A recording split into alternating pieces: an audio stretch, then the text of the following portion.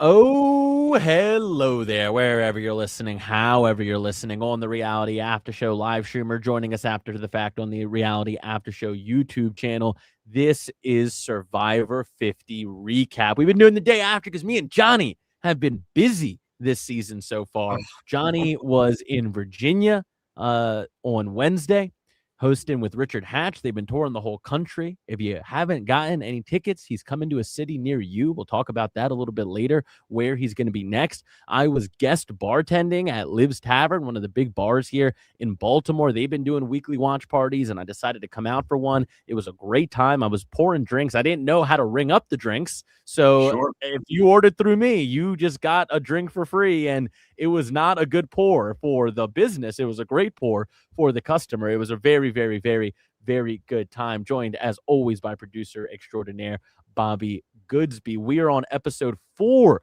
of Survivor 50. I thought through 3 episodes, we were soaring through the sky. Soaring through the sky. For 3 episodes straight, Survivor was back. I mean, it was so over, and all of a sudden Survivor 50 came along, and before we knew it, we found a little glimmer of we're so back. It was a great 3 episodes. We got to see our favorites be our favorites out there. We got to see some people we didn't know were our favorites turn into some of our favorites. And then we hit Survivor episode 4 of season 50, and I think the plane hit a little bit of turbulence here. We're going to get into all of it right now. The title of the episode is Turd in a Punch Bowl. Is that what you would call the episode? Yeah, I thought episode 3 was a little less than 1 and 2, but I thought 1 and 2 were just like, you couldn't do any better than 1 and 2. They were so good, and I thought 3 came in a hair underneath, but no, I mean, beyond good. Like thank you. Yes. Episode 4. Wow. I didn't know how good we had it until it was gone. Right. So I was very thankful that I was at a watch party, and I've been doing weekly ones at the same bar here in Baltimore. So I was at a different one, so I got to see a lot of new faces. I spent a lot of time like mixing it up with people, and that was a lot of fun. And so I don't think that I really caught the weight. I haven't rewatched the episode yet, so I haven't really caught the weight of a lot of what people are really complaining about. But whenever I pick my head up to look at the screen, I was kind of like, what's going on here? So we open up the episode. What was the reaction to Zack Brown there in Baltimore? So because I was at Kazi's a lot of eye rolls. See, I was at Kazi's Comedy Club, Newport News. It was me, Richard Hatch, and Sarge from Vanuatu. Okay. And Zack is like, hey, who likes music? Let's make this weird. It's Zack Brown.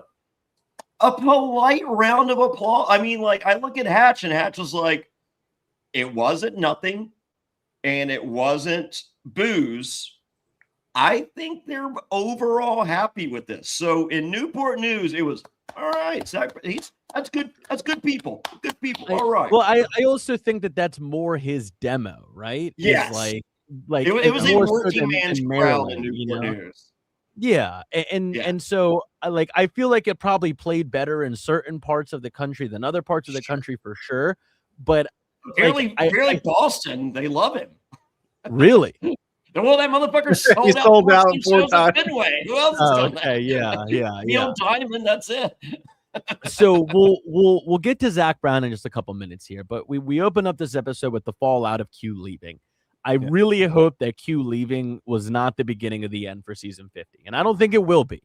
But it was the first person that went home where I was like, I really wish that we got some more episodes of Q. That hurt. Like Jenna, I was like, I would have liked to keep Jenna around, but I can live with Jenna not being on the show. Like, okay, we got her coming in.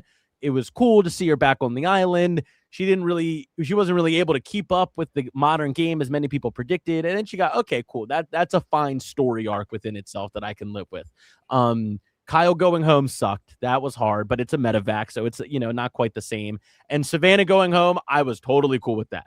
I got the full Savannah story arc that I needed on 49. Have you seen? Really? Savannah? Have you seen? What do you mean? Oh, come on, bro. It is a different world. You can get all of that Savannah that you need on your cell phone. It's not like Cook Island's Parvati, where it's like, when am I going to get to see that again? It's like you get all you need of that from Savannah. That Wow. hold on on the web. I need to leave with my phone for a minute. It's because Johnny doesn't know you can use Instagram for anything other than posting I'm an 80s kid memes. That's all, and WWE content. That's all he uses. Yeah. There's more out there, Johnny. So allegedly. I like to watch where the guy gives people money to. That's also fun, I guess. So we see the fallout from Q, and this is kind of our disaster tribe, right? Like it's whatever. Go ahead. The fallout of Q, strategist Ozzy going, we took out a big threat. And I'm like, to who and what? Yeah. Q is not like threat level 0. I'll tell you what he's a big threat for, though, that I think is factoring into a lot of people's decision making is screen time. Yeah. Yes. I think people went after Q because they knew that he was going to eat up all the screen time if you were on a tribe with him. And the sooner we get him out, the sooner I can be the main character of this tribe. And I think it's and that's it for sure. Yeah, there's not a universe in the world other than Zoom traders, which I'm still shocked. But there's not a universe in the world that Q beats me at Survivor ever. No, it beats anybody. And I love him. I think he's great. Yeah, I agree. Yeah, no, I totally agree with all that. I agree. It's just not happening. So we see this disaster tribe, and it's kind of whoever Christian and Ozzy are on a tribe with is the disaster tribe, right? Yeah. And it makes sense because the other tribe has Jonathan, and the other tribe has Joe and Coach and Colby. So it's like, of course, this team with Christian as one of their men and Ozzy, who is kind of in his, bummy phase of Survivor. He's not the Ozzy of old. Like, of course, this is going to be the tribe that's going to lose to the tribe of Jonathan and the tribe of Joe and Colby. Like, of course, that's going to happen. So I'm curious, Bobby, I'll start with you here. Like, what's your take on the makeup of this tribe going into this episode? Not at the end of the episode, going into this episode, now that we have Emily and Christian and Ozzy and Stephanie and Angelina on this tribe, who are the people that are left. What do you make of the makeup? Well, I think that really Christian Hubiki is the center of everything. I think that there's a lot of people that see themselves working with Christian. I think that without Christian, the flow of this tribe would be a lot different. And I know we'll get to him later on, and I definitely talked about it a lot on last night's podcast, but I think Christian might be the best character we've ever seen in the history of the show. And wow. I think that this season and his first season have really, like, the first season we saw it, we got it, but it was new, it was fresh. There's been such a lapse of time since we have seen him last that now when we're seeing him again, and it's like an older, more refined version, it's game player wise, when it comes to Christian Hubiki, I think we're seeing that he's just all around one of the best characters, if not the best we've ever seen. And I think a lot of the tribe reacts to that, and that's where the cohesiveness is. Very hot take from Bobby there. The best Survivor character that we've ever seen. I think he'll be the first ever 6-time player. 6-time Survivor player. I think so. I think he'll say no. I don't think he'll. What do you make of this take? This is a scorching hot take from Bobby, and I am a Christian Hubiki lover. This is scorching hot. I don't even know if he's in the top 5. Oh, I don't know if he's in the top 5 either. However, I think he's incredible, and I think as fun as he was his first go round as the fun nerd on this side of cool, and how you can appreciate him. It's been 7 years. He's gotten older. He has a hint of old man in him as well. He does. Yes. These dumb young people, they're so stupid. No, I agree with that.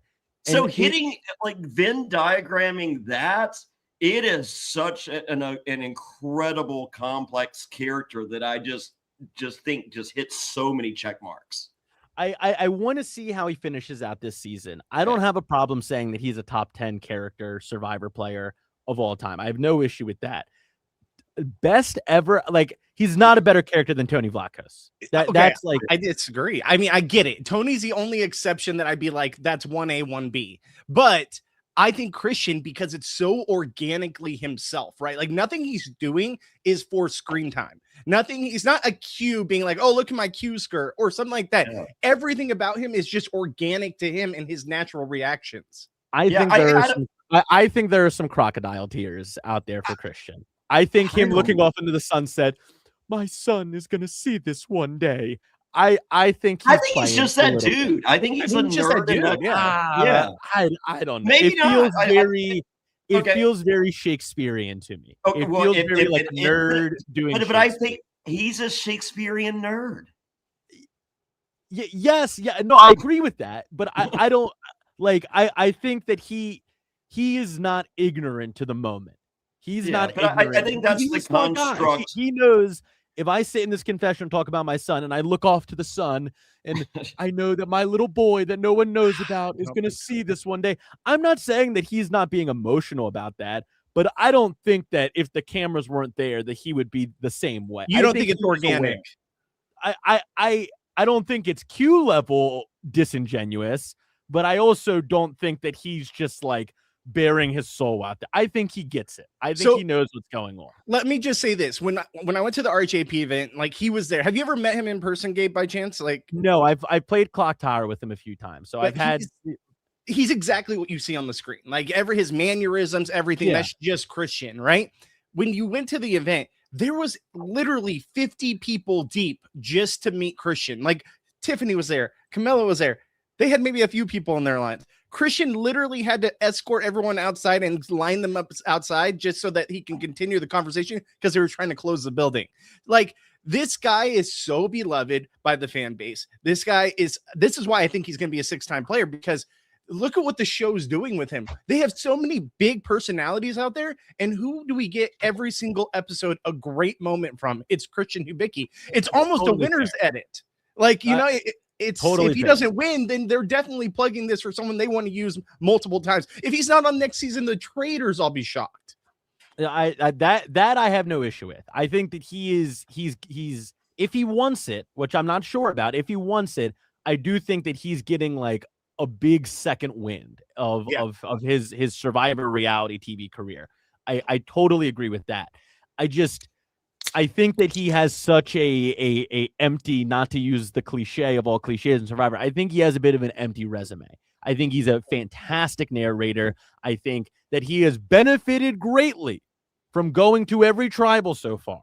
We cannot underestimate that as well. Yes. He has gotten a massive benefit of surviving every single tribal so far. And being in control. And in control, yeah, for sure. But I don't think every move is his.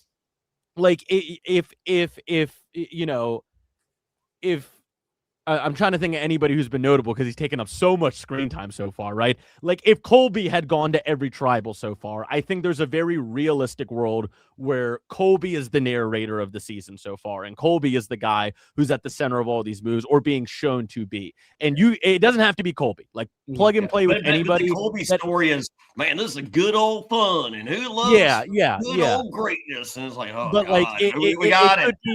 It could be Rizzo. Like I think that there's a lot of other people. It could be D. Like I think he has benefited greatly from being on the disaster tribe and the various forms of said disaster tribe, and also being one of the only movers and gamers within those groups of people. Like I think that things have broken very well for him as a character through 4 episodes so far. I'm shocked you don't think he's top 5.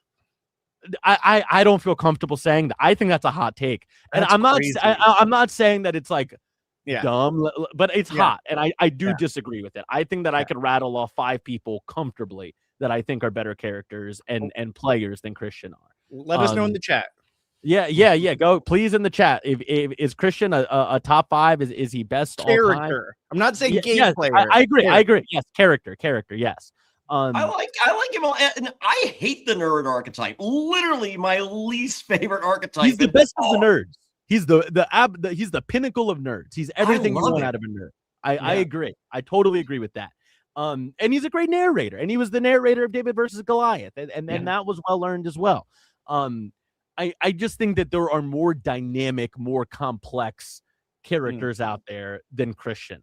Like you see many different sides of like Tony Vlachos. You see many different sides of Boston Rob. You see many different sides of Amanda Kimmel. You know, like there's Amanda Kimmel up there. Amanda Kimmel's Johnny not even Fairplay up there, but I wouldn't. really. Oh, I I think you put Amanda up there. Yeah. I think there's crazy. I think I wouldn't have an issue saying Christian's above Amanda, but I think I would boring put in her real above life Christian as a character. I think I would. Yeah, she's hot, but she's boring in real life. I mean, like literally, like there. I mean, she's nice, but she's boring. I mean, like, yeah. I don't have the perspective having met her, but I think that she is a more dimensional character than Christian is. You know, I feel like Christian has this. And it's not to say that it's not entertaining. Like it is. I'm not bashing Christian. I would put him in my top 10. I put him on the bottom half of my top 10. I would put him somewhere from 10 to 7 or like there's 6. 751 players. That top 10 is pretty fucking strong. Oh, yeah, absolutely. I don't want to gloss over the fact that Bobby said best of all time in the history of the show. The best casting that they've ever done is Christian Hubiki. I might make a video about it. That is a scorching hot take. That's all I'm saying. That's a really hot take to have. It's a fun one. My fiance had a hot take she wanted me to pass along to everyone. What's that? Well, I'm amazed now. This is not the best Survivor of all time. This is old Survivor. I agree. We miss old Survivor so much that we're kind of pedestaling it a bit. So she's like, you know, don't get me. She loves it. She's entertained. It's fun. All those things. But this is not the greatest season of all time. It's just what Survivor used to be. I'll say this on the Amanda point, just to wrap that up. I'm going to go back. I'm going to watch China, which I haven't watched in a long time. I'm going to watch Micronesia, which I really haven't watched in a long time. Me neither. Well, once I finish those two, I'm sorry, brother. I'm going to report back. Guess who doesn't watch Micronesia? So, I heard it's great. I'm going to report that. But so we have this tribe of people. And I kind of want to save more discussion on them for the end because they end up going back to tribal. We get more of Genevieve versus Aubrey. This is one of the most frustrating rivalries I've ever seen on Survivor. I am obviously very personally invested in this. Genevieve is a dear friend of mine. And to see someone, you know, be kind of nasty towards her, like we've seen Aubrey be nasty towards her, it has been very tough for me to watch. But every time Aubrey is on screen, and Bobby, I want to know what your take is on this. Every time Aubrey is on screen, I, as a viewer, am miserable. I am miserable when I watch Aubrey. It's not even like she's toughing it out. It's like you don't want to be there, and you're making it not fun to watch when you're on screen. Yeah, and it's icky. It feels icky to watch her on screen. Matt brought this up last night too, where it just doesn't seem like she's having fun. And I can totally concur with that, but she's also been on the bottom pretty much from the beginning, or at least has felt like she's been on the bottom, right?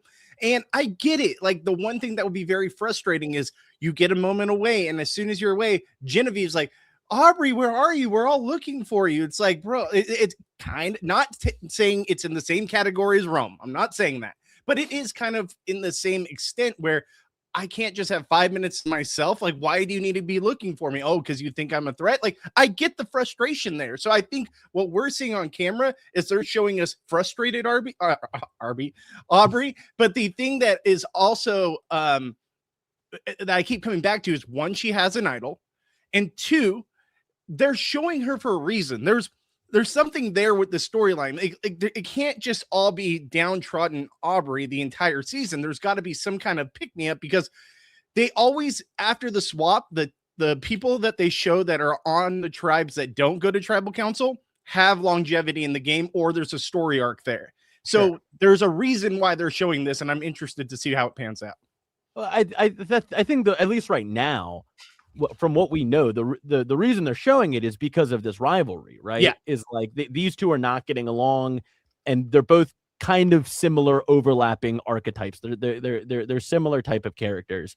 And something that Sam Phelan talked about he was just on RHAB, something he talked about that I thought was a really great point. And I wish that I had gotten to it first, because I totally agree, and I see the same thing, that Genevieve is a very tough person to be around if you're an insecure person yourself, because she is so charming and a very beautiful woman and so smart, and yet through all of that still so genuine and herself, right? Like, there's one thing when you see like a hot girl out at the bar and she's super hot and bunch of makeup and whatever, but you're like, you're probably empty inside, aren't you? Or you can't hold a conversation with anybody. Like, she is the anti that. Genevieve, just like her personality and her how genuine she is apparent within the first 5 seconds that you meet her. Like, she can't help but wear her heart on her sleeve in a very charming, endearing way.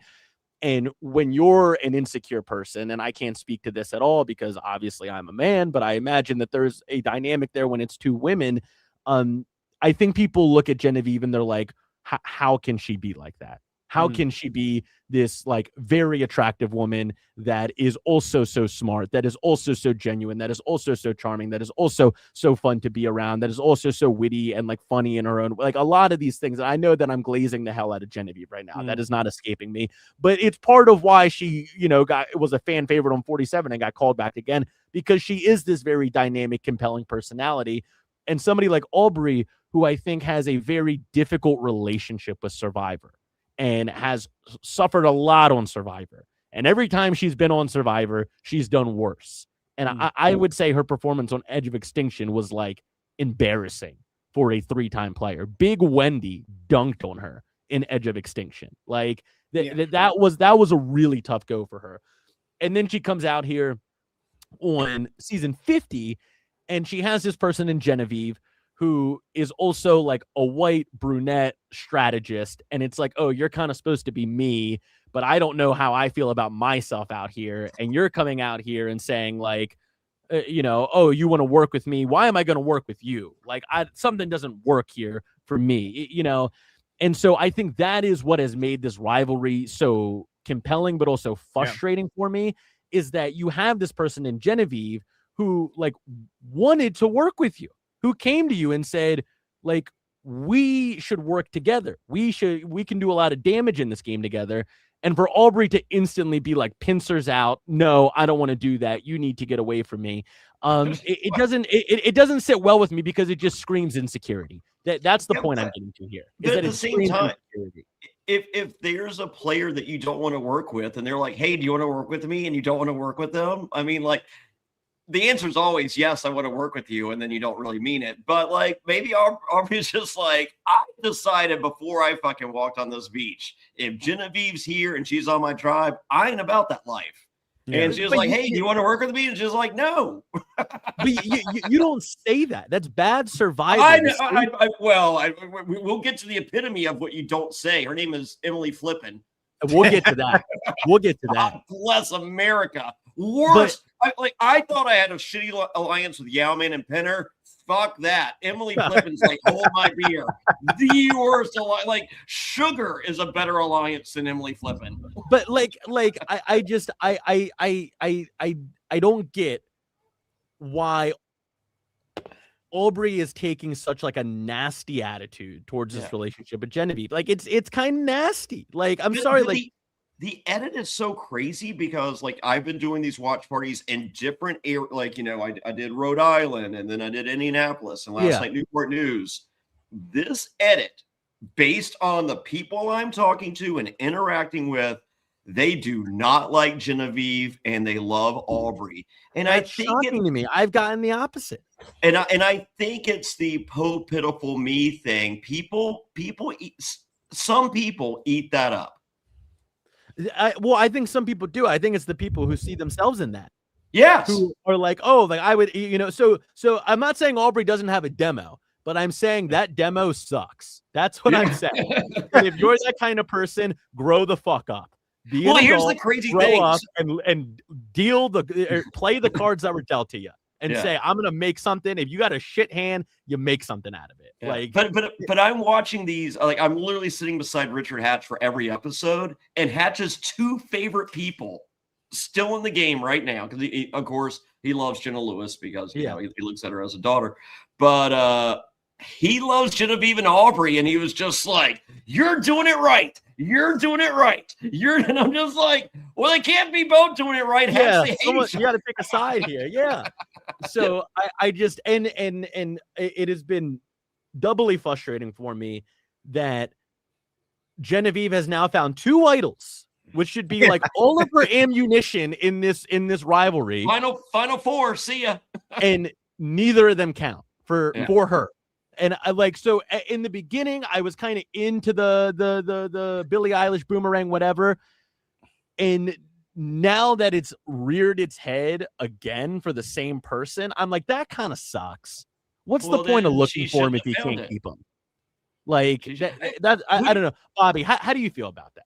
I mean, I am so over the boomerang idol. Just hearing every single week, hey, Billie Eilish boomerang idol. Yeah, exactly. Like it gets very old. But it couldn't be more frustrating to find two idols and neither of them you get to keep, and the chances of them getting back to you are beyond slim. Right? Yeah. Like. It's got to be the most infuriating thing as a Survivor player, especially someone like Genevieve, who, you know, says it herself that she usually doesn't find these kind of things. On two. Yeah. She can't use either of them. But I do think that her giving it to Rizzo was interesting. I think that she thinks of it as maybe him seeing like a lifeline, like, hey, we are working together, but she really plans on it to be used for his demise.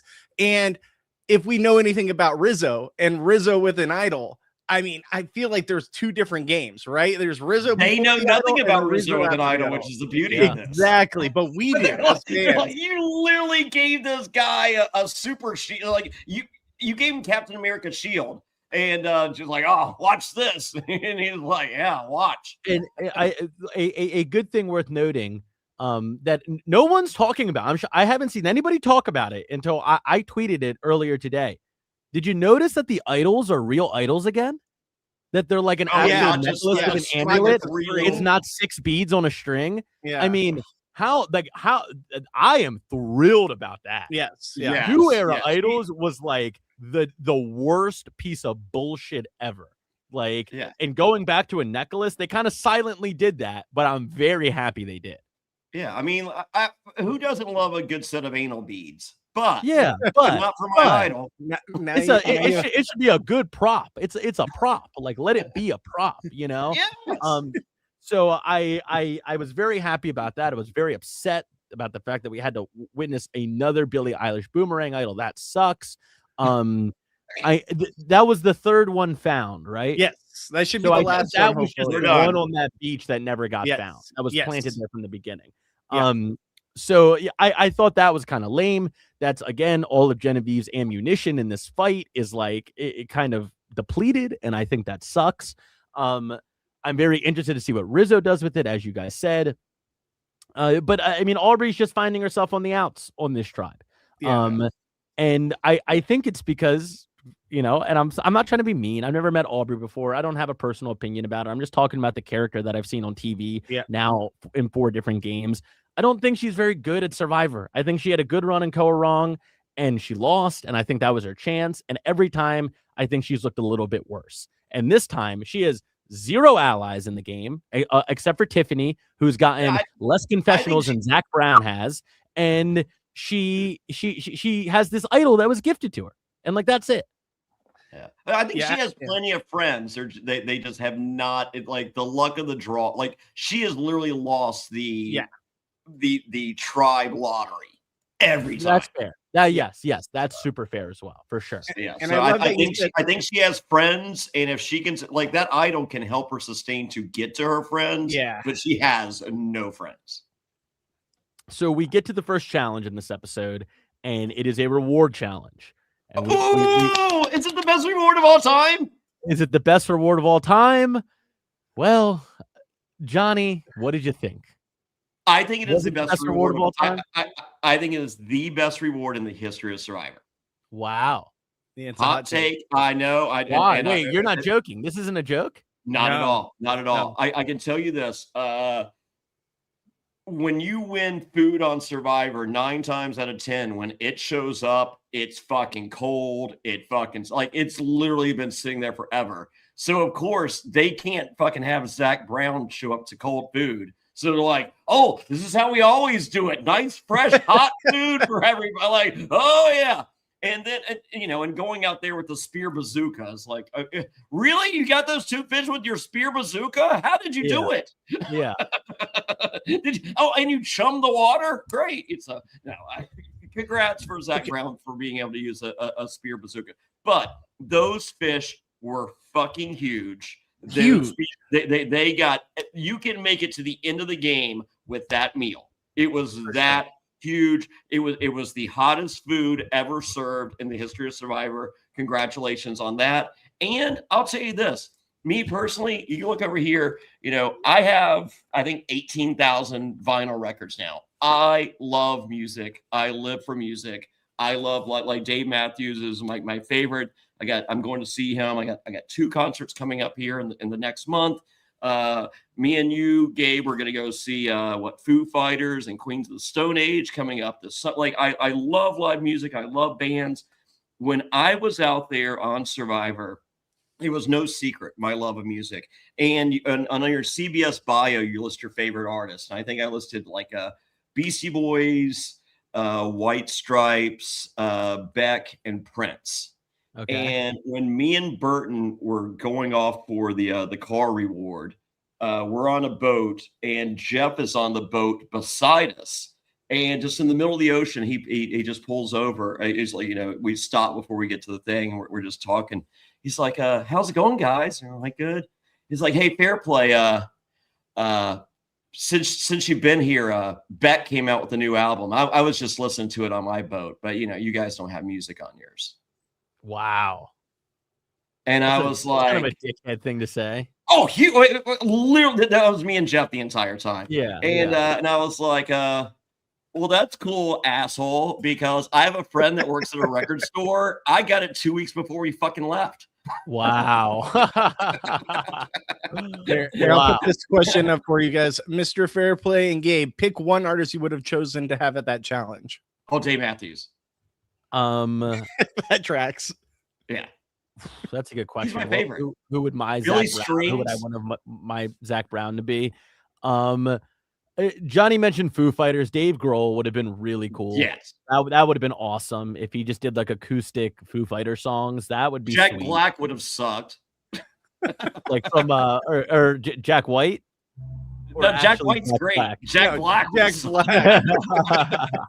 Jack Black would have been like, "This is the worst reward in the history." I want to say this real quick about the challenge, right, Johnny? You're coming from a player's perspective, where you're trying to say, "Hey, this was a great reward if you're a player."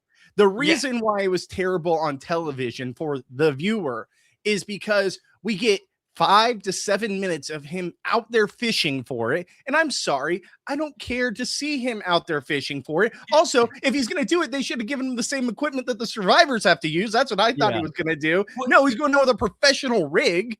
Go ahead. What are you saying? Here, I co-sign the showing him spearing, but I would have done a montage of Richard Hatch, Rupert, and Ozzy spearfishing to show that this is an element. Plus, you get the showing the old stuff and all that. I think if they had shown that and then shown Zack do it, I like that as a video package. And I get that they're doing it to show like, hey, he's getting these big fish to bring. Obviously, he's not going to get that big of a fish with the same rig that they have. But then to go back there, show them cooking it, show them eating it, getting their reactions to being in the moment, and then 2 songs. Like, there's a reason this is literally was voted the worst rated episode of Survivor in the history of the show on IMDb of all time.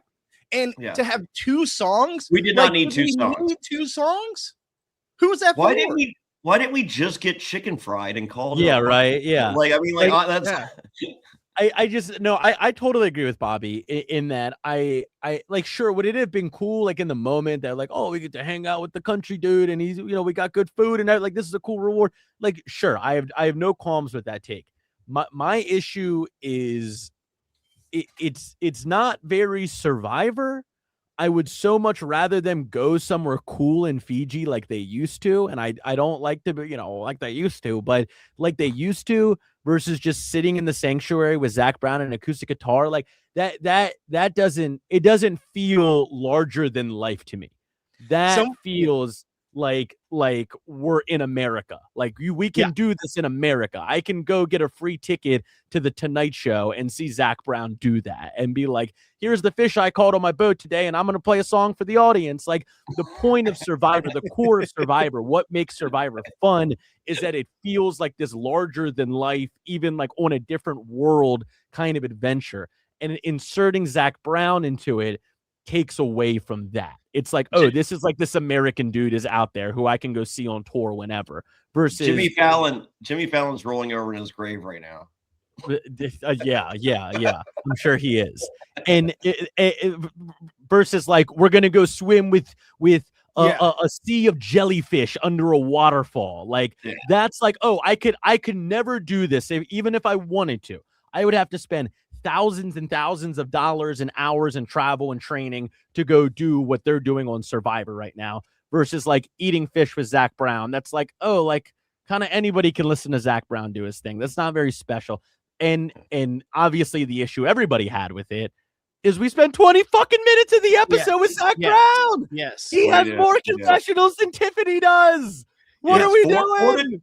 4-2 on confessional. Well, I mean, what are we doing? It was the Zack Brown superfan experience is exactly what we got in this episode. Yeah. And someone in the comments yesterday from our podcast said, wow, people are so anti-fun. And I said, no, not anti-fun, more so 20 plus minutes getting used of the episode on Zack Brown, but it could have been used on strategy talks and tribe dynamics. That's what people want to see, not 20 minutes of someone that has nothing to do with the show.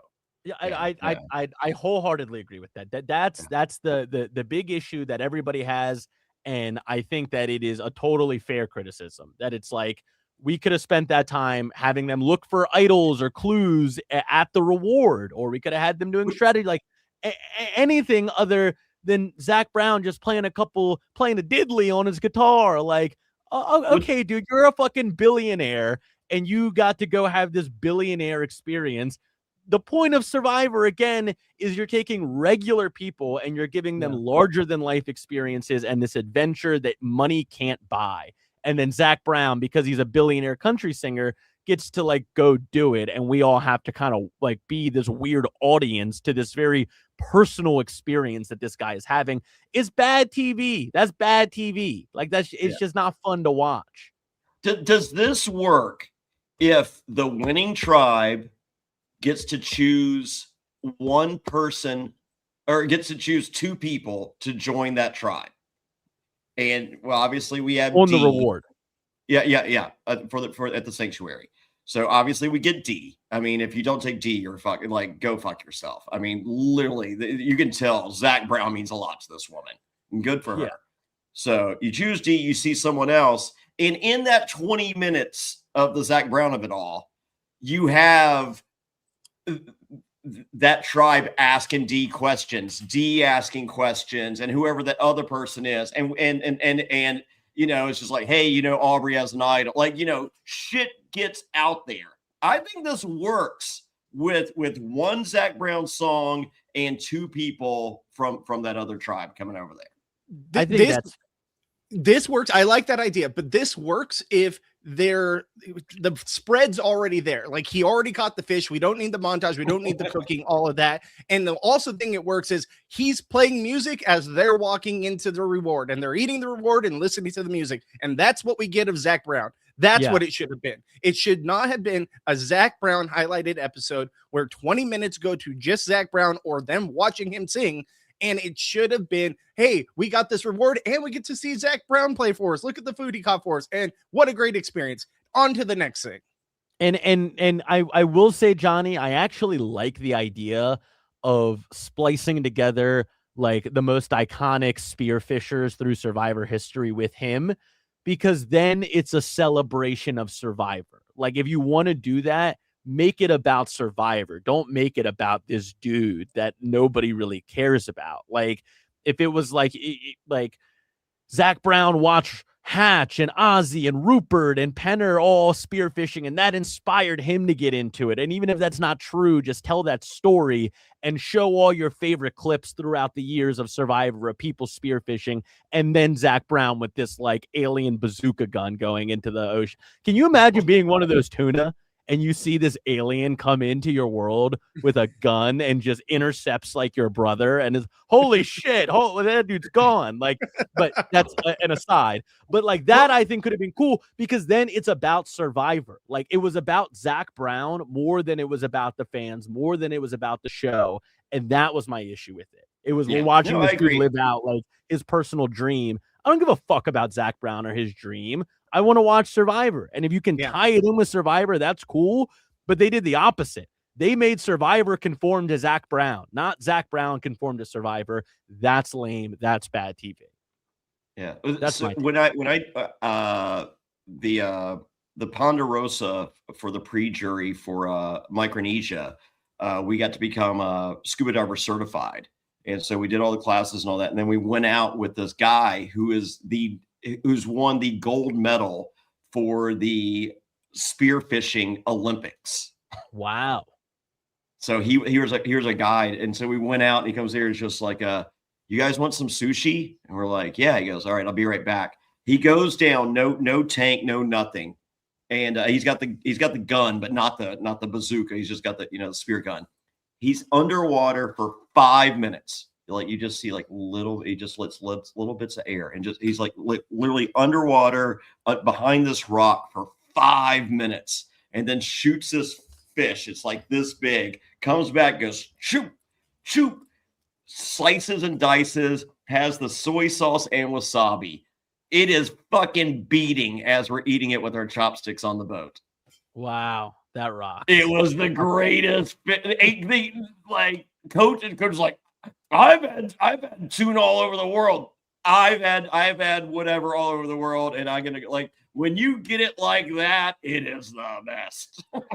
The one thing I liked just real quick. The one thing I liked is that they had alcohol at this challenge, right? And it seemed like it was different kinds, but there was one alcohol missing that I think they should have had there.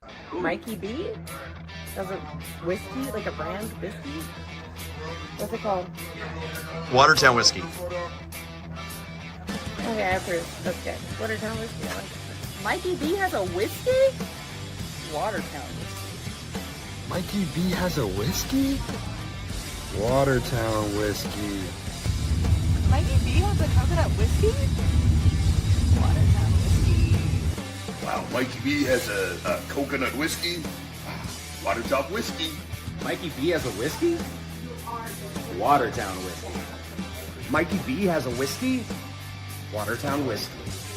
Watertown Whiskey, official sponsor of the Reality After Show. Get yours. I love this stuff. It's vacation in a bottle. 2 grams of sugar, all natural ingredients. Oh, coconut infused whiskey. You want the best old fashioned ever? This is it. Add this to your old fashioned. Mikey B, the greatest survivor. Well, he was on Survivor Fans vs. Favorites, but he didn't make the greatest whiskey ever. Watertown Whiskey. Go to watertownwhiskey.com right now. Get your Survivor bundle. Use promo code Survivor for a discount. Right now, it's the Fairplay discount. Promo code Survivor, watertownwhiskey.com. Woo! New ad. Hell New yeah. ad. Love that. That rocks. Watertown whiskey. I could have done without like the particular 5 seconds, but other than that, that rocks. That's awesome. I wanted to love see that. your face when that came up. Watertown whiskey with natural flavors. Head over to watertownwhiskey.com to get more information. Please drink responsibly. So we go through the challenge. Survivor bundle. It's like two bottles, coconuts, all like it is insane. Wow. And promo. So each survivor has their own promo code, like promo code Suri. So he's like, Fairplay, what do you want? I'm like, Survivor. And he's like, of course you do. So promo code Survivor, get your discount. So we move through this challenge, we move through this reward. Zack Brown gets his moment, he leaves. And then we get to the immunity challenge. And this is a familiar one from 46. We see the Arch make its return. The Banu challenge. The Arch. I like the Arch too. I think the Arch is a fun team challenge. I'm very into it. One of the few new era challenges that I've actually liked that they introduced. And the Disaster Tribe loses once again. The Christian, the Q, the Emily, the Stephanie, the Ozzy of it all, they can't seem to figure it out. So they have to go back to Tribal Council once again. And Emily Flippin, for I don't know how many times now, gets a terrible edit in this episode. And this is something I talked about last time we were on, and it is maintained through another episode of Survivor Season 50.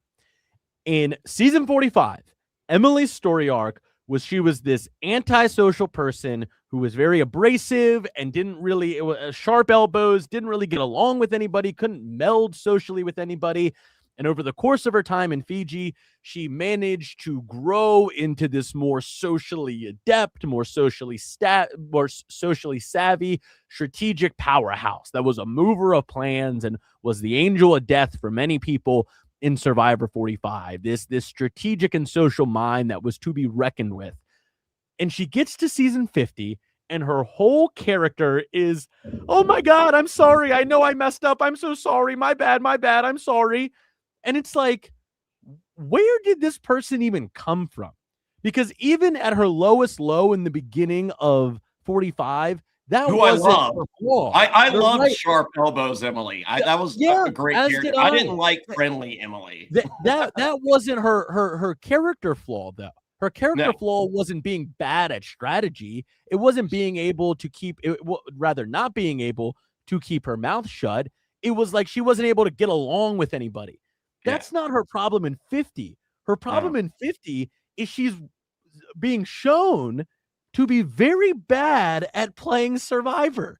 And I'm befuddled by this. It does not match any Emily Flippin we've ever seen before. And it kind of like decimates the legacy we have for her from 45. She's the worst player. Like top 10, Bobby. Top 10 worst player. Like if this player was Emily her first time, she ain't sniffing Survivor 50. Guys, are well, that's not even a debate. Are we forgetting the beginning of Survivor 45? Like this is 100% her in the beginning of Survivor 45. No, it was not. Her freaking out. But she wasn't freaking out though. Her issue was that she couldn't meld with people socially. She couldn't suffer for fools.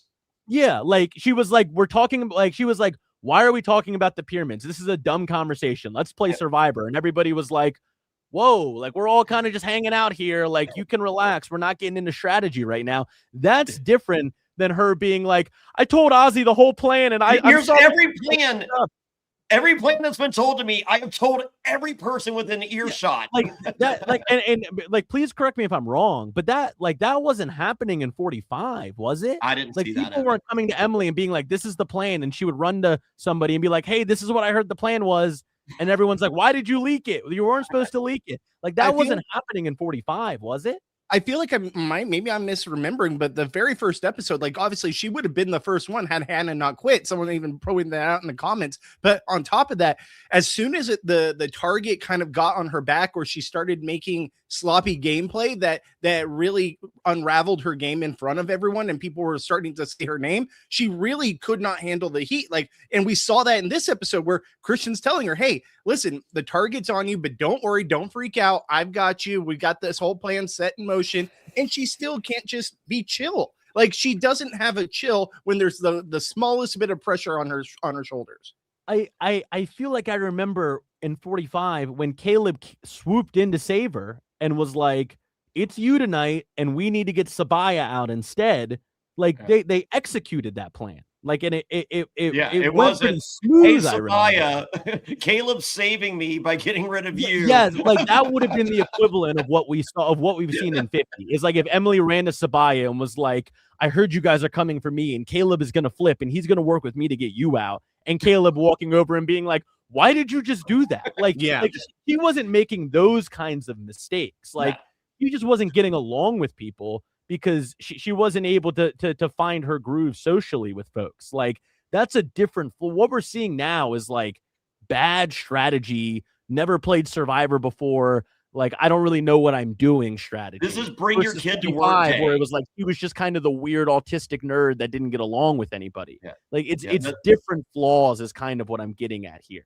Now, this is bring your kid to work day, and your kid's like, my dad says he bets you stink, or it's just like, whoa, okay, yeah, well, like, shut up, hey, shut up, and then like you have that moment. Says you're fucking the boss.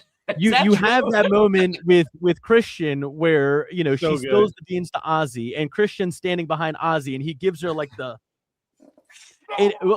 First off, if another man did that to me in any context, we're fighting. That's how that ends. That is like, you don't get to treat me like an act. That was a bar for bar what a kindergarten teacher does to a child who is acting out during reading time or nap time. That that is for a to a T. When you have a first grader who is acting out, and the old lady teacher is like, you need to be quiet, but I'm not going to make a scene. They go. That's literally what you do in elementary school. I'm sure Penelope has seen a kid get that treatment before in her class. That's if we're playing Survivor, Gabe, that's me and you. Spoiler. Dude, I'm about to go kill Fairplay. I'm like, okay, I stand corrected. This is the worst alliance ever. Remember when Gabe killed me?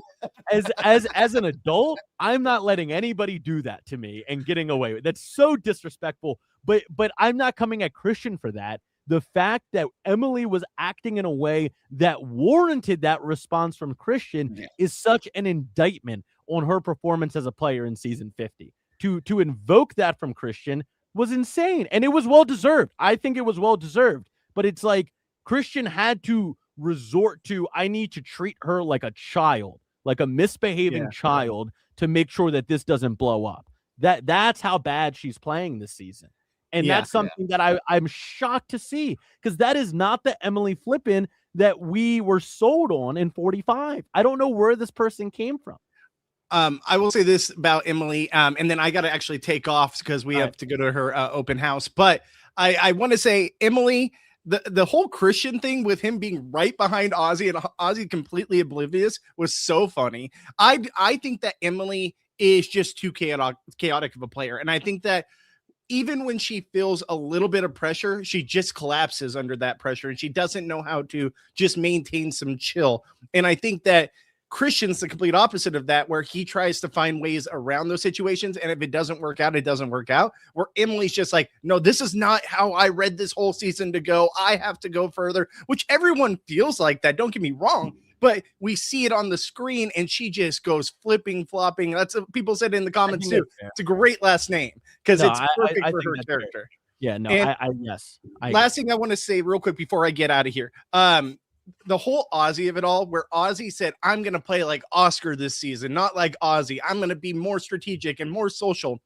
Him immediately going out and trying to catch fish instead of being there when they have a big tribal council coming up, and he's just like, oh, it's already set in stone, nothing's going to change, and that's goes Ozzy. And catches. No, that's such Ozzy. He's resorting back to Ozzy, and we saw in this episode, I love that it was a 3-2-1 because it showed Ozzy, listen, you're still playing right back to how you began, and we're 4 episodes in, and you immediately go back to the old Ozzy. You're not Oscar anymore. You're back to Ozzy, and I think that he's just never going to win this game.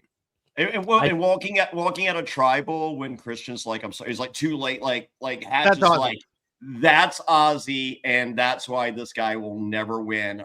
Those 2 words right there, too late. That is not like you're like, oh, dude, it's cool, and then you're like, hold my beer, Ozzy or a Christian, you're in my sights. But no, it's it's like, do not tell them that that's not on the table. A more savvy player 100% of the time is like, it's cool, man. It's cool. It's just, we wake up tomorrow, we reset. Like every round.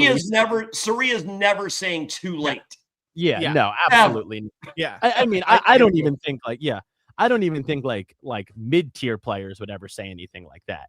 And so, while we kind of talk about the end of Tribal, we have this burgeoning feud between Mike White and Christian, and Mike White ends up going home. What did you make of Mike White versus Christian, Johnny? And how do you feel about Mike White going home?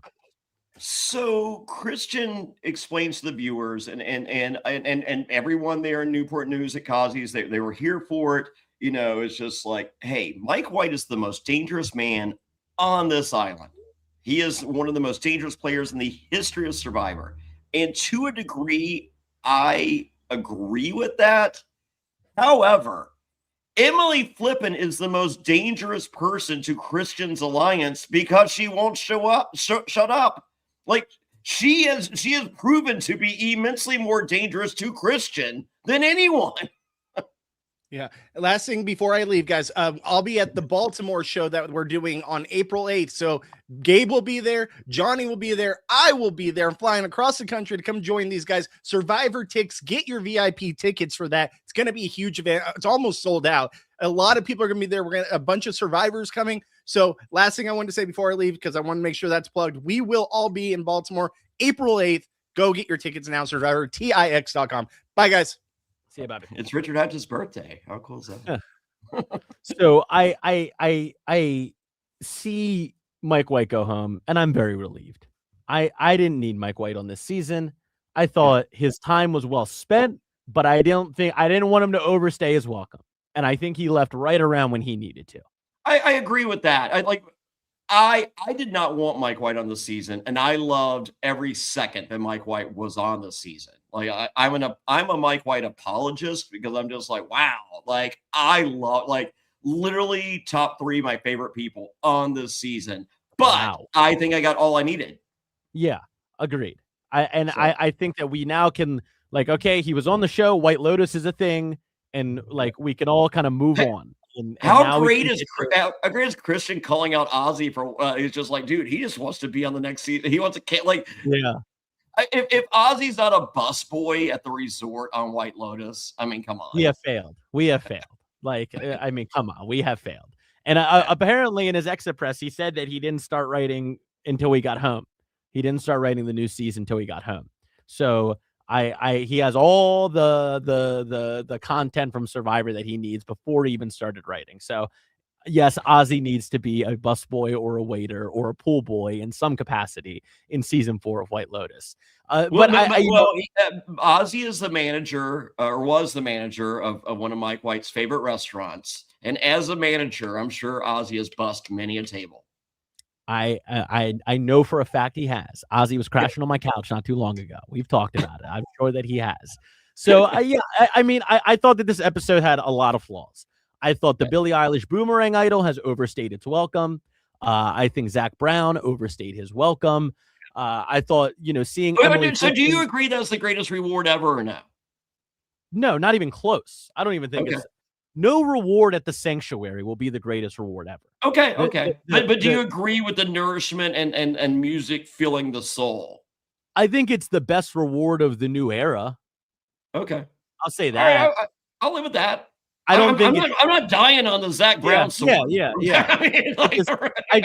I would always rather have an experience. I'd rather get in a helicopter, fly to a volcano, surf on the volcano, go to a waterfall and slide down it, swim with jellyfish, go to a village with a bunch of indigenous people. And I would rather do any of those things than spend an afternoon with Zack Brown for an hour or two at the sanctuary. It's not even close.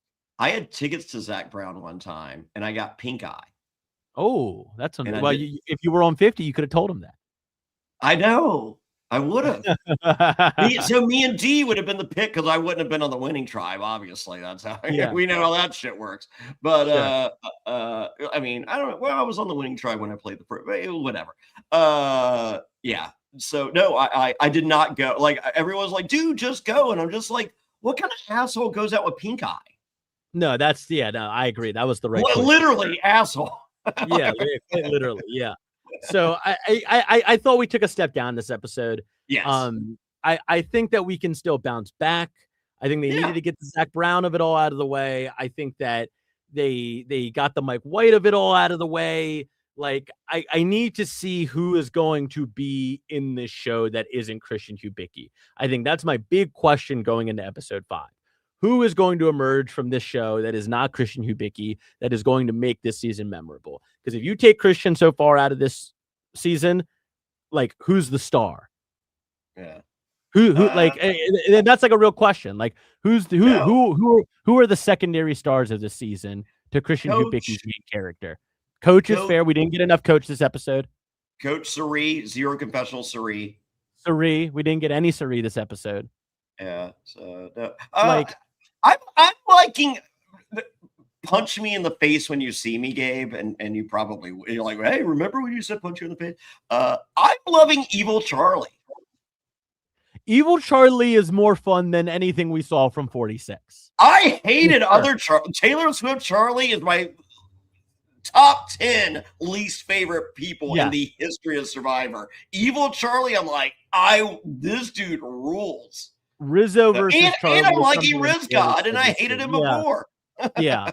No, I agree with both those takes. I think that giving Charlie some edge he desperately needed. Desperately. I think that Rizzo is up a little bit. Yeah. And I think that Rizzo is a perfect opponent for him. Because the only way to put up Charlie is against Rizzo. Is to put him next to Rizzo. Yeah. And it's like they're both these cornballs in their own way. And I think Rizzo is more endearing. So he's kind of the baby face to Charlie's heel.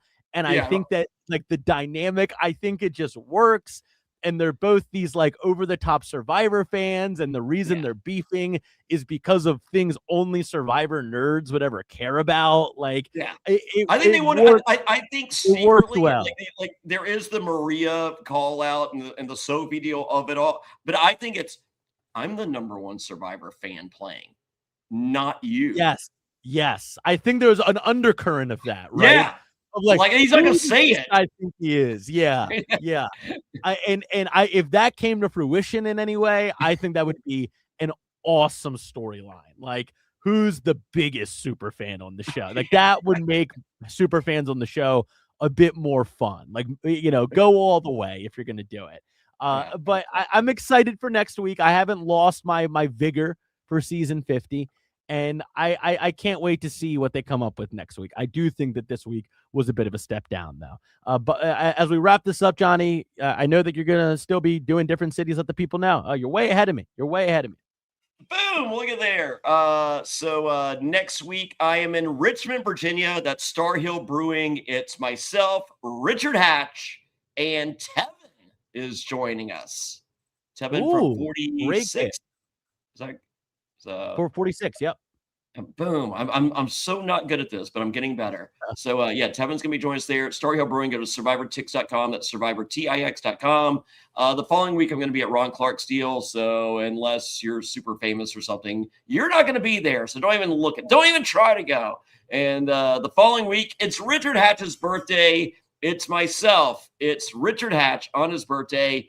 Gabe's gonna be there. Bobby's gonna be there. Hometown boy, baby. Nora is going to be there, and the concierge of the Island of Extinction, Reem Daly, is going to be there. Plus, I rumored innuendo some surprise guests. That is at Jimmy's Famous Seafood. See you there April 8th. The 22nd, I'm going to be at Heist Brewing in Charlotte, North Carolina. Me and Richard Hatch. The 29th, I'm at Little Miami Event Center. Huge venue. Holy moly, tickets are selling like what? Tickets are selling great for everything. We sold out Kazi's Comedy Club last night, Newport News. Sold out. It was me, Hatch, and Sarge from Vanuatu. Sarge was hilarious. Holy shit balls. He is a funny dude. So, but we're going to be at Little Miami Brewing. And then I guess I need to update the poster. We're going to be at Wolf Dog Brewing, Salt Lake City, Utah. That is May 6th, I believe. So it's me, it's Hatch, it's winner of Survivor China, Todd Herzog. Try saying that 5 times fast. Todd Herzog's going to be there. Sean from season 45 is joining us. Cowboy Rick, Final Four finisher. Do not remember him. Allegedly on the show. Very excited to meet him for the first time and see him for the first time ever. But he's on Survivor, I've been told. And I think a surprise guest. I cannot say who it's going to be, but they may or may not be hiding in plain sight. Ooh, very exciting. Very, very exciting. So, yeah, SurvivorTix.com, SurvivorTix.com. The fans, you guys have this is like me and Hatch literally did stand up for 2 hours last night. Because we were at a comedy club. Yeah, so we're let's just so I'm like, hey, who else got touched by their uncle? And they're like, whoa, this is real. Whoa, this got really real really fast. Whoa. Yeah. There's a lot of people chuckling and a lot of people having some introspection. So my awesome, uncle man. sucks too. So I'm right there. I cannot wait to get you guys to Baltimore. It's going to be so much fun, man. It's going to be a really, really good time. I can't wait. Jimmy Seafood in Baltimore. If you haven't got your tickets yet, Bobby will be joining us as well, alongside Richard Hatch, Nora, Reem, maybe some other folks as well. Cannot wait to make more announcements as the year goes on. You can join us next week, Thursday, 7 p.m. We're going to be doing these recaps the day after every single week, and we have our immediate after show hosted by Matt Bischoff immediately following the conclusion of Wednesday's episode. So make sure you're tuning in to that as well. Bobby, if you don't have any, or you can see my muscle memory kicking in. Johnny, if you don't have anything else, you're on the controls now that Bobby left. Get us out of here. Bye, everybody.